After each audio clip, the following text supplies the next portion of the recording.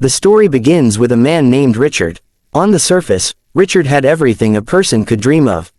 He was tall, handsome, and wealthy. He wore designer suits, drove luxury cars, and was known in his city for his lavish lifestyle. People often looked up to him with envy, imagining that his life was perfect. But behind the facade of glamour and charm was a man consumed by greed and arrogance. He had a loving wife named Isabella, a woman of elegance, intelligence, and heart, but Richard had long taken her for granted. Isabella had been with him from the beginning, before the riches, before the recognition. She stood beside him when he was struggling with his small business, encouraging him and even working extra jobs to support his dreams. She believed in him when nobody else did. Together, they had built what looked like a strong marriage, but over the years, Richard let success go to his head.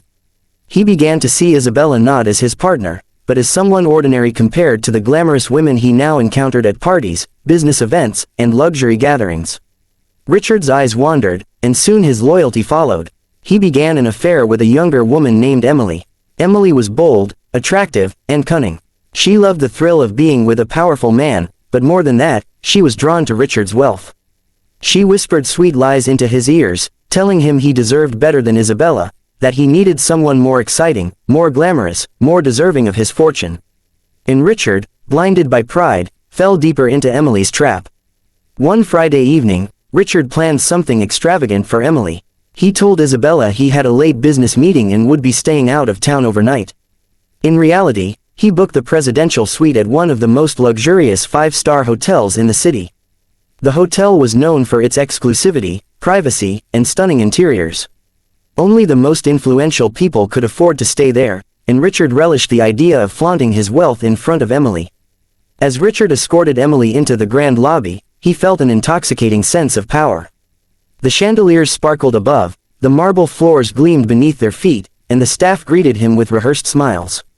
Emily clung to his arm, her perfume clouding his senses, and together they made their way to the elevator. Richard smirked to himself, confident that he was untouchable, that nobody would ever know.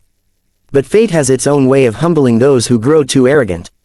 While Richard was lost in his moment of indulgence, Isabella was living a different story. For years, she had silently endured Richard's neglect. She had noticed his late nights, his coldness, the way he avoided her eyes. At first, she blamed herself, thinking perhaps she wasn't enough. But deep down, Isabella knew she had done everything a wife could do. The truth was Richard had changed. And the more he pushed her aside, the more she realized she had to find strength in herself rather than in a man who no longer valued her. Isabella was not just a wife, she was an intelligent woman who had been learning the ins and outs of business while supporting Richard all those years. Slowly, she built her own networks, made her own investments, and discovered that she, too, had the power to stand on her own. She never revealed it to Richard, but she had quietly amassed wealth and influence that rivaled, and eventually surpassed, his. That very night, while Richard believed he was fooling her with a fake business trip, Isabella was finalizing one of the biggest deals of her life. She had purchased controlling ownership of the very five-star hotel Richard had chosen to parade his mistress in. It was not out of spite, but because she had long admired the establishment and saw it as a brilliant investment opportunity. She had no idea that destiny would align her triumph with Richard's betrayal in such a dramatic fashion. Back in the hotel suite, Richard poured champagne into crystal glasses as Emily lounged on the velvet sofa, her dress shimmering under the soft lights. He leaned in close, whispering promises he never intended to keep. Emily giggled, intoxicated by the luxury surrounding her, and for a moment Richard felt invincible. He had the money, the power, the mistress, what more could life offer? Then came the knock, a firm, deliberate knock on the door. Richard frowned, irritated by the interruption. He wasn't expecting room service, and he had requested privacy. He opened the door, ready to scold whoever dared disturb him, but the words froze in his throat the moment his eyes met hers. It was Isabella. She stood there in a tailored suit, her posture regal, her expression calm yet piercing. For a moment, Richard thought he was dreaming. How could she be here, in this place, at this exact time? His face drained of color, his mouth opened but no sound came out. Behind him, Emily appeared, confused, holding her glass of champagne. "Isabella," Richard finally stammered, his voice trembling. "What are you doing here?" But Isabella didn't raise her voice, didn't shed a tear. She simply walked past him into the suite, her eyes scanning the room, the champagne, the expensive setup. Emily quickly realized who Isabella was and her confidence crumbled. She tried to put on a smile, but Isabella's presence was overwhelming. "I suppose I should thank you, Richard," Isabella said smoothly, turning to face him. "If not for your choices, I might never have realized just how much stronger I am without you." Richard blinked in disbelief. "Stronger? What are you talking about? How did you even?" Isabella interrupted, her tone sharp yet composed. "This hotel. As of tonight, I am the new owner. Every wall, every chandelier, every key in this place belongs to me." Richard staggered back, his arrogance shattering into fear.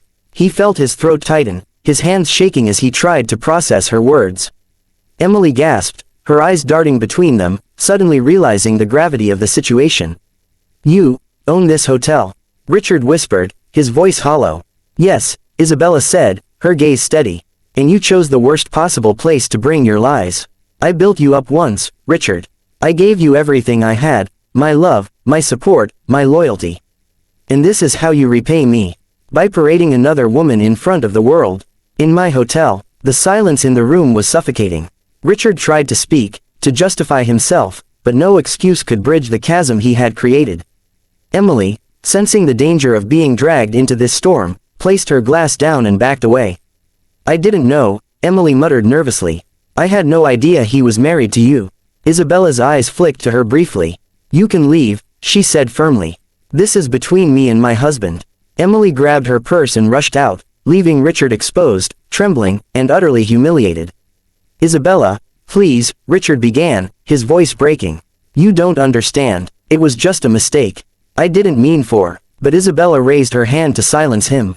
"No, Richard, you understood exactly what you were doing. You thought I was weak, that I'd never find out, that I'd always stand behind you no matter how badly you treated me. But you were wrong. I am not the same woman who once waited at home hoping you'd love me again. I am stronger now, and I no longer need a man who cannot respect me." Tears welled in Richard's eyes, but they were tears of desperation, not love. He dropped to his knees, begging her to forgive him, to give him another chance. He swore he would change, that Emily meant nothing, that it was all a mistake. But Isabella saw through his words. For the first time in years, she felt free. She felt powerful, not because of the hotel or the money, but because she finally realized her worth. "This marriage is over," Isabella said quietly but firmly. "And so is the hold you had over me." She turned and walked out, leaving Richard collapsed on the floor, surrounded by the luxury he had once prized so dearly. But now, none of it mattered. He was left with nothing but his own shame. In the weeks that followed, Isabella filed for divorce and moved forward with her life. The city buzzed with the scandal, whispers spreading about the man who thought he had it all, only to lose everything in a single night. Richard's empire began to crumble, his reputation tarnished beyond repair. Business partners withdrew, investors pulled out, and Emily vanished from his life the moment his fortune slipped. Meanwhile, Isabella thrived. She became a symbol of resilience and empowerment, admired not just for her wealth but for her grace and strength. She didn't seek revenge, she simply chose herself over betrayal. Her story inspired countless others, proving that even in the face of heartbreak, one could rise higher than ever before. And as for Richard, he spent his days haunted by the memory of that night. The knock on the door that changed everything. The sight of his wife standing tall as the owner of the very place where he had planned his betrayal. It was a lesson he would carry to his grave, a reminder that arrogance and deceit may bring temporary pleasure, but in the end, truth and dignity will always prevail. So remember, no matter how clever someone thinks they are, no secret stays hidden forever. And sometimes, the moment of truth arrives in the most dramatic way imaginable, just like the night a man's betrayal was exposed in the hotel owned by the woman he underestimated. This was the story of Richard and Isabella, a story of betrayal, power, and the sweet justice of fate.